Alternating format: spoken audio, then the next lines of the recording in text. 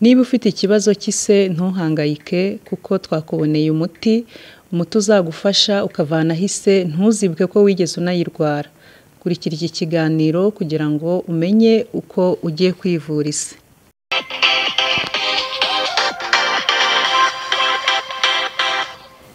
Nibyo wahageze ni kuri Star 204 TV. Niba ari ubwa mbere tugiye kubana, kora subscribe kugira ngo ujye ubona ibiganiro byacu byiza.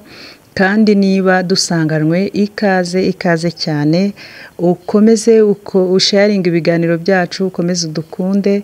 Kandi mwarakoze cyane abantu tumaze iminsi turi kumwe tuganira, Imana ibampera umugisha. Uyu munsi rero tugiye kuganira ku kibazo cy'ise. Ise ni uburwayi bwandura kandi bukababaza.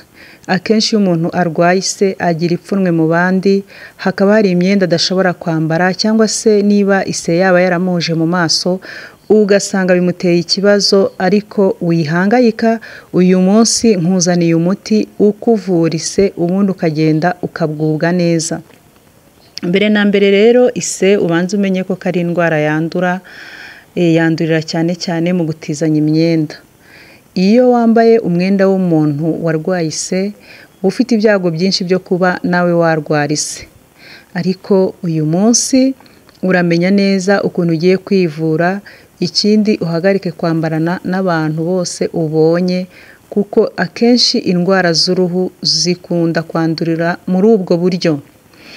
Hanyuma rero umuti tugiye kukubwira ni umuti witwa bambuwa. Bambuwa ni igiti kiboneka ahantu henshi hatandukanye. Dore ngiki ifoto yacyo ngiyi murayireba. Bambuwa ni igiti cyiza kigiye kugufasha kwirukana ise mu gihe gitoya, ubundi nawe ukongera ukishima, ukongera ukambara ukaberwa, ukongera ukigirira icyizere. Wakwibaza uti se bambuwa ikoreshwa ite kugira ngo yirukane ise?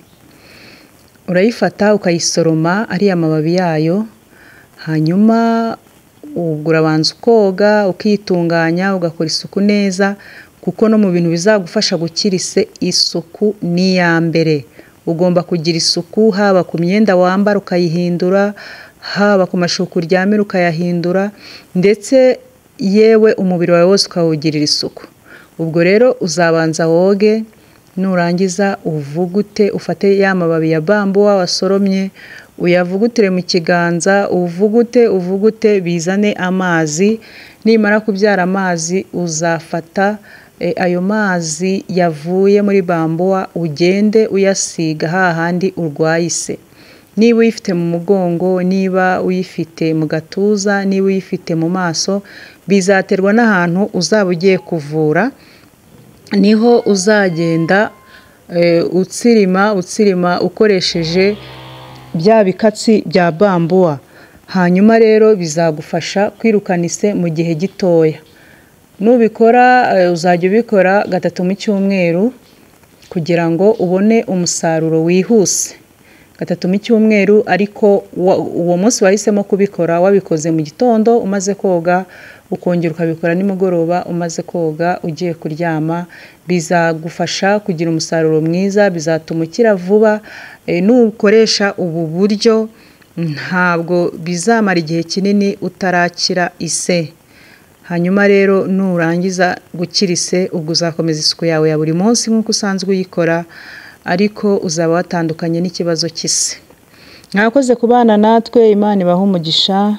Nkwibutse ko niba ari ubwa mbere ubanye natwe, ukore subscribe kugira ngo hano haca ibiganiro byinshi bitandukanye, yaba iby'imiti, yaba iby'imirire, yaba n'ibindi bifitiye umubiri wacu akamaro. Ntago uzigera uhombera hano kuri Star 204 TV. Mwakoze rero, Imana ibampera umugisha. Nibuke gukora share na comment kugira ngo izi video zigere ku bantu benshi. Wasanga hari abantu benshi bafite ibibazo by'ise, waba ubafashije cyane, kandi natwe waba udufashije. Murakoze. Bye.